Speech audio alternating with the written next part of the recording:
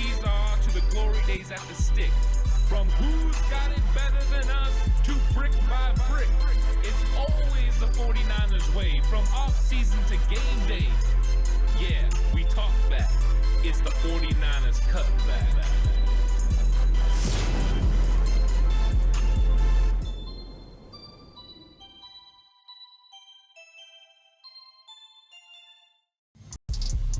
It's 49ers Cutback podcast time. Welcome to the show, everyone. It's time to get into the tail of the tape.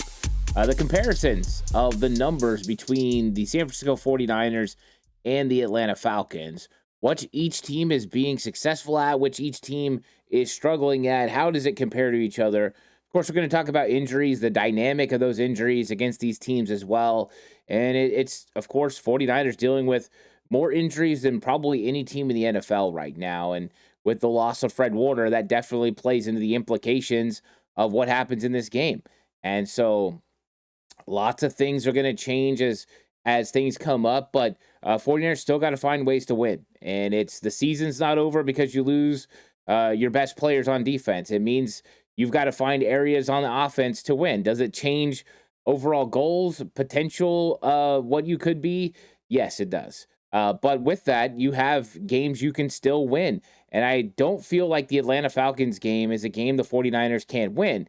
It doesn't mean they're necessarily going to, but it's definitely within reach. This is a team that they can win. And I think the numbers go to prove what Atlanta's doing good, what they're not doing good, and maybe areas the 49ers could take advantage of, and vice versa. Atlanta's defense has been really good this year, and it's going to be hard for the 49ers to consistently move the ball, something they've been able to do on all the teams that they've played this year. The 49ers offense has had no problems moving up and down the field consistently. Getting into the end zone and the red zone, that's been a problem. But guess what? Atlanta hasn't been doing a great job doing that either. So it's not like the game against the Buffalo Bills absolutely makes the Atlanta Falcons an unbeatable team. They are still a team that let Tampa Bay come back down the stretch and win. They're still a team that got shut out by the Carolina Panthers. So there are holes in both teams, and finding out where the holes are is part of the key. So this is going to be a fun one, starting to build towards the Atlanta Falcons kind of turning the page on what happened against Tampa Bay and looking forward a little bit. So this is going to be a good one. Please like and subscribe to the channel if you haven't already. I really appreciate it. If you're listening on audio platform, 49ers Cutback on Believe Network, please give it a 5-star rating. This episode is brought to you by FanDuel, the title sponsor of 49ers Cutback. So both of these teams have gotten off to a pretty good start. It hasn't been electric, but it's been pretty good. 49ers sitting at 4-2 and the Atlanta Falcons at 3-2, and Falcons already had their bye. So 49ers have a really late bye, week 14. Well, the Atlanta Falcons had a week 5 bye. And so they came back this last week in week 6, and they had a lot of rest going into that Buffalo Bills game. Did that play into the outcome? Well, it definitely didn't hurt. And so they were able to prepare for Josh Allen. They blitzed him more than Josh Allen's ever been blitzed before. They've got a lot of really good, speedy edge rushers off the edge. And so they've got the ability to put pressure on the quarterback. But their offense has been pretty good too. And they got weapons like Kyle Pitts and Drake London. And I can't go this far without mentioning Bijan Robinson, who has been absolutely fantastic, dynamic, exactly what they were expecting him to be when they drafted him in the first round. So they've got a lot of weapons on offense. They do have some question marks. We'll talk about some of the injuries that may be affecting the Atlanta Falcons, especially on offense, but a little bit on defense. 49ers, of course, the same thing. But you see two teams that are right in the mix. Atlanta chasing the Tampa Bay Buccaneers, 49ers on top of the NFC West, but right there is everybody else, right? Rams, Seahawks nipping on the 49ers' heels. The one thing the 49ers got going in their direction, they have beat all the teams in the NFC West on the first cycle. So 3-0 in the division is huge. So as long as you can keep that up, you're going to have a chance. But these are conference games. These are ones that are going to matter for playoff seeding down the road. You just lost your first conference game to the Tampa Bay Buccaneers. You can't have a back-to-back and start to kind of slowly come down. So we'll see what happens, but both these teams have been pretty good this year, up and down. You look at the points per game. Is this about as close as it gets? 49ers are averaging 20.8 points per game. We've seen this number rise a little bit as the season's progressed. You look over the Atlanta Falcons, they're at 20 per game, direct 20, right?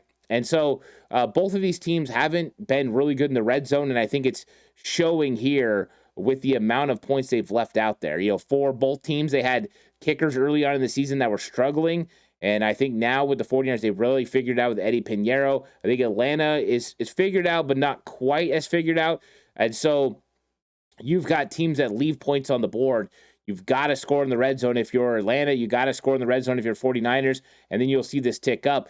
And I did an episode earlier in the week talking about how the 49ers offense needs to be the focal point now. The defense can't help you. They can't carry you the way they were before, holding teams, below 17 points. That's not going to happen.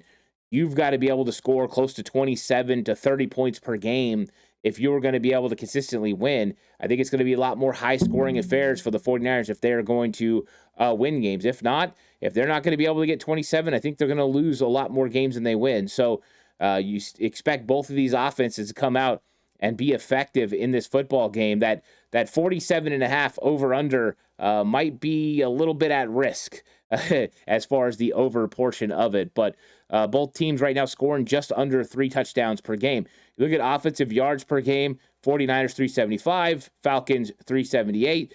I talked about this before. You want it to be close to 400, and both these teams are doing a pretty good job now. The splits of rushing to passing yards are distinctly different for both of these teams. So though they move the ball up and down the field, and that's what this illustrates, they're able to consistently move down the field and get into scoring position, but scoring points has been a problem. Eddie Pinheiro has 14 field goals already. He's second in the NFL already as far as points, just behind Aubrey from the Dallas Cowboys. So that's something that's still coming, in the meantime. So let's look at the injuries for both teams. I think this is going to be a pivotal part of the game. Because there's a couple on each side. You look at Brock Purdy. By the time you watch this, I had to record it before I go to work. There's a chance that Brock Purdy will have practiced. We'll see what happens. But Brock Purdy right now is questionable. Mac Jones, he'll be listed as questionable as well. But one of those two guys will be playing, and we'll see how it goes. Brock Purdy could be returning to the lineup. We think George Kittle will be returning to the lineup. The 49ers are going to open his 21-day practice window, and Kyle Shanahan said the expectation is that George Kittle is going to play. That's huge ramifications for the offense, both in receiving and run blocking, and run blocking could be very significant in this game because that could be an avenue for the 49ers to be able to maybe get something going. Right now, it hasn't been a good rushing attack for the 49ers. Maybe there's some opportunities against the Atlanta Falcons. We'll get into that in a little bit. Ricky Pearsall's being evaluated today as well, and so him and Brock Purdy will find out pretty soon. Yetur Gross-Matos is still expected to be out a week or two, so don't expect Gross-Matos anytime soon. Fred Warner, of course, I want to put him on here for this one.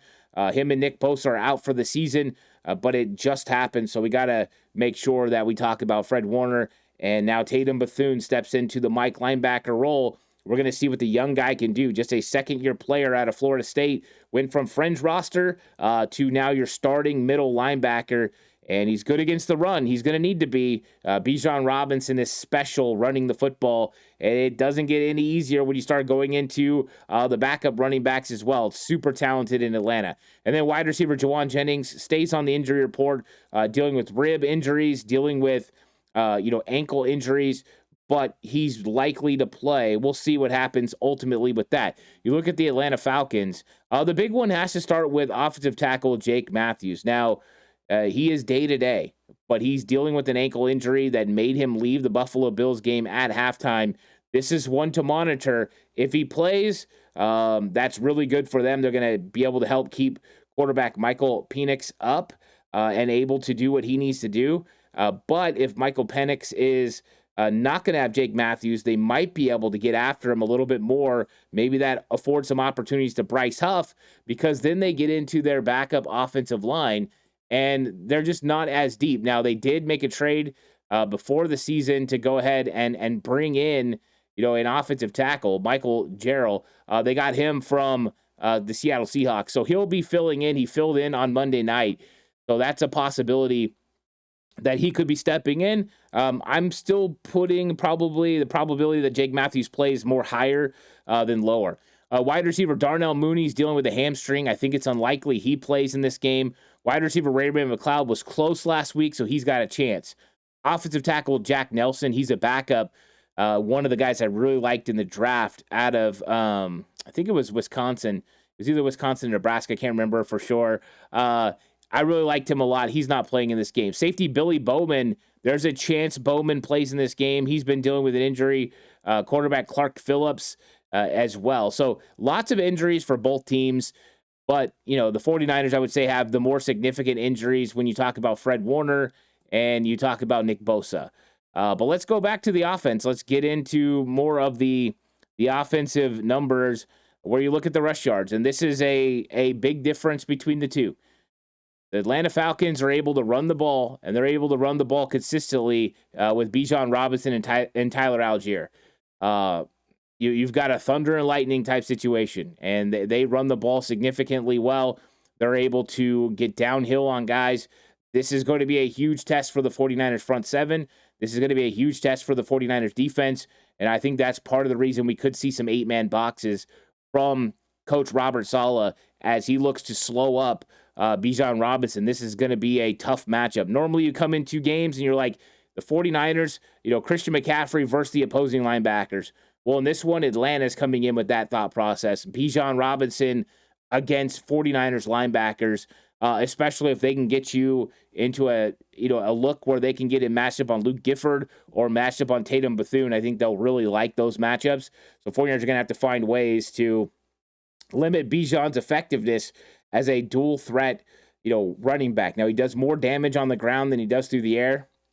McCaffrey, on the other hand, doing more damage through the air than he's doing on the ground right now. 49ers run game has been anemic, to say the least, and they've showed some signs here and there of a little bit of life. I think this is where George Kittle reemergence into the 49ers lineup definitely helps the 49ers run game, and they could have some opportunities to run the football. And they're going to need to run the ball better than they have this season if they're going to be able to beat the Atlanta Falcons.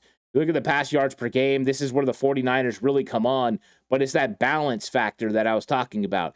Atlanta's got a lot more balance in their running game and passing game. They have been a lot more effective in staying balanced. 49ers are not effective balance-wise. They are very top-heavy when it comes to passing attack, and they've had to do that. Teams have definitely been putting the onus on Mac Jones. You're going to have to beat us. We're not going to allow Christian McCaffrey and the 49ers run game to beat us. We're going to say two high safeties. We're just going to, make some things difficult for you. So I think that, you look at this situation, 49ers can definitely move the ball through the air. But the Atlanta Falcons have a good pass defense, which we'll be talking about in 1 second as well. So let's look at the quarterback comparison. I want to run through, both of those situations because we don't know for sure which way it's going to go. Right now, Mac Jones, 67.3% completion percentage. Michael Penix is at 62.4. You look at the yards, and both of these guys have played pretty equivalent in games. Mac Jones has played 4 games. Michael Penix has played 5 games. And you look at the numbers, Mac Jones throwing for 1,252 yards. He's averaging over 300 yards per game. He's doing a really good job. Michael Penix is doing a pretty good job as well, 1,168. You look at the touchdowns, 6 touchdowns for Mac Jones, none last week, which was really surprising. He was averaging 2 per game. Michael Penix is at 4 touchdowns. Interceptions, Mac Jones still at a 2-to-1 ratio, which is good. Last week, of course, too many turnovers for Mac Jones, and it hurt him. The first interception we can't put on him. That's on the O-line. That's on Kendrick Bourne. Both made a mistake, and it forced Mac Jones to have to get rid of the football, and it ended up being an interception. You look at Michael Penix, and he's done a good job, 2 for 1. He's doing a great job there. Just not a lot of touchdowns. They'd like to get a lot better. Mac Jones has been sacked 11 times. Of course, 6 of them last week against the Tampa Bay Buccaneers. That is definitely something to be worried about against the Atlanta Falcons, where you've got a lot of pass rush help coming from that defense. And you got Leonard Floyd and then a bunch of young guys, Arnold Ebiketie, who's been around for a couple years. And then you've got the young guys, James Pierce Jr., Jalen Walker. So they've got ability to bring pressure. Mac Jones, if he's playing quarterback, that could be one of the things the 49ers worry about. And Michael Penix has been sacked as well 7 times so far this year. And if Jake Matthews doesn't play, there's an opportunity for the 49ers to add to that, even though their pass rush has not even been close to as good since the loss of Nick Bosa or Yetur Gross-Matos, who are both pivotal in how good they're rushing the passer early on in the season. A quarterback rating for Mac Jones, 93.7, or Michael Penix, 85.6. Now let's look at the Brock Purdy stats when it comes to his quarterback play and what he's done in the 2 games that he's played so far. Definitely hasn't been great. 65.8 completion percentage, 586 yards through the air, which is good. 4 touchdowns and 4 interceptions, not good. So through 2 games, though, he does have as many touchdowns as Michael Penix does. The 4 interceptions is the problem. And 2 sacks, that's the one thing that could be pivotal if he plays. He might be able to extend some plays and avoid getting sacked by Atlanta Falcons team that's pretty good at getting after the quarterback, but an 85.8 rating, which is not where you normally see Brock Purdy at. So some struggles definitely for Brock Purdy this year, but we'll see which direction it ends up going. Now, third down conversions percentage, and this is a place the 49ers have been good this year. And when they haven't been great on third down, they've been good on fourth down, except for this last week against the Bucs where they were 0 for 2. But you look at the 49ers, 45.4, that is in the good category. It's not in the great category. Great category is closer to 50%. The Falcons, 41.8, they're more towards the good category. 40% is good in the NFL. You got the good category gets close to 50%. The great is 55 plus. Those are the elite offenses. That's really tough to do in the NFL, especially you have to make sure you always get to third and short. 49ers need third and shorts this week. I brought up the pass rush for the Atlanta Falcons, and this defense has been really stingy, but they have the ability to come get after you in a big way when you start looking at all the guys that can bring off the edge, the guys that they can rush up the middle. They have a formidable defensive line, and so I think that this is going to be a tough one, for the 49ers as far as if they start facing third and longs. But they've been good so far this year. 45.4 is good. Third down, ratio as far as conversions. And you look at the defenses, they're both great. Both of these defenses are in the great category. Elite is under 30%. Atlanta Falcons only give up third down conversions at 32%. What I was talking about, they can get after you. You can't have third and long against the Atlanta Falcons. They do a really good job. And so the 49ers have been doing a good job too. And this number held true. Even without Fred Warner, they were still able to get off the field against the Bucs. Bucs were 3 of 8. So 49ers third down defense continues to be successful. And so they've got to continue this trend of playing well on third down, earn the right to rush the passer, earn the right to get off the field and be successful. But both these teams are 2 of the best in the NFL getting off the field on third down. And that's going to be pivotal in this game, that is for sure. Let's look at the red zone offense as far as effectiveness of scoring touchdowns. 49ers scored touchdowns inside the red zone at 42%. Last week it was 50%. So I did predict 49ers would be 50% against the Tampa Bay. They only had 2 opportunities, though. They kept stalling out just before the red zone, and I thought they were going to get in there a couple more times, and they weren't able to do it. But they need to get this number up. This number needs to get into the 50s, that's for sure, just to be in the good category. This is not good red zone offense from the 49ers. George Kittle can definitely help with that. And then eventually Brock Purdy, who has created a lot of opportunities inside the red zone over the last couple of years for his team. Of course, getting back Ricky Pearsall, that will play a big part in it when he comes back.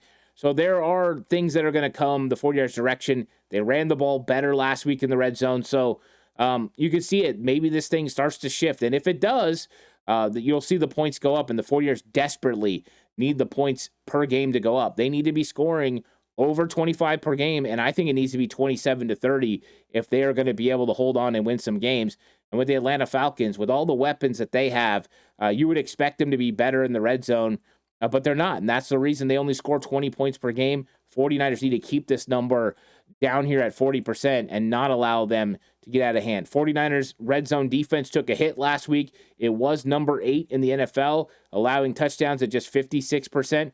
Last week, Tampa Bay went perfect inside the red zone, and now the 49ers red zone, touchdown percentage has increased to 61%. That's too high.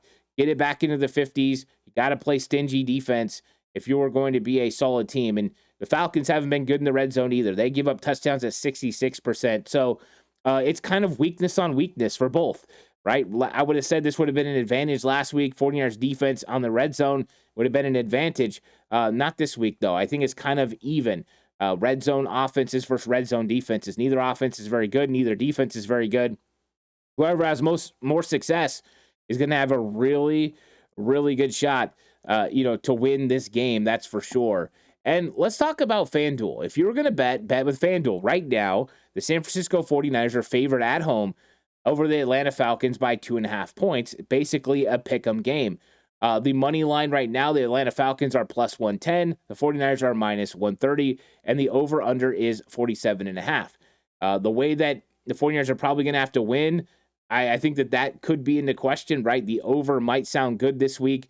So it's going to be pretty interesting. But there's going to be all kinds of player props, same game parlays, lots of cool stuff. So if you're going to bet with FanDuel. Now let's talk about the defense. 49ers allow 21.8 points per game, and the Atlanta Falcons allow 20. Atlanta Falcons are interesting. They're 3-2. They score 20 points per game, exactly 20, and they give up exactly 20 points per game. That's how you get as close as you can get to a 500 record, right? So both of these defenses have done a pretty good job. Now, I talked about this. With Nick Bosa, the 49ers were giving up 16 points per game. Without Nick Bosa, it went up to 19. Now, we've seen this go up 2 points already, with last week giving up 31 to Tampa Bay. I expect this to go up at least another point. So 49ers are probably going to be giving up around 22 to 23 points per game without Bosa and Fred Warner, and that's on the low end. There's a chance that it goes up even higher, 24, 25 points. That's why I keep saying 49ers need to score 27 to 30 points per game. We'll see. Hopefully it doesn't have that kind of, magnitude on the 49ers as far as, points allowed. Maybe they can get some stops in the red zone. We'll see. I think it's going to be a tough one this week, but both teams, give up kind of around the league average, right around 20. Anything under 20, you're a really good defense. Around 20 and 20 to 23, you're kind of an okay defense. And I think that's where the 49ers are at right now. Is kind of that average as far as allowing points.